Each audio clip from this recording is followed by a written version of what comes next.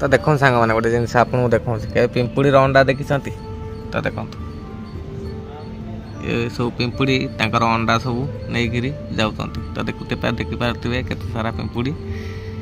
एमती किसी पिंपुड़ी लेके जाऊँगी तो किसी पिंपुड़ी नहीं रखिकी आसिक पुणी आहरी नापी जाऊँ जो रखी अंडा सब सुरक्षित नापी जाऊँ तो देखिपारे केते सारा पिंपुड़ी तो देखा आपन को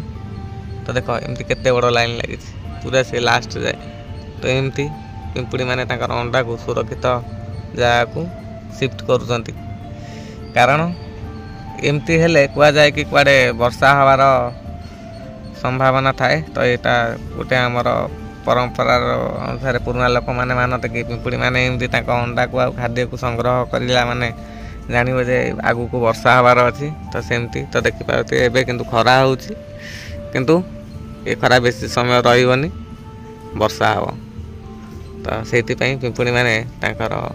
निज निजर अंडा को सब सुरक्षित जगह को ट्रांसफर कर देखिपारे देखते देखिपारे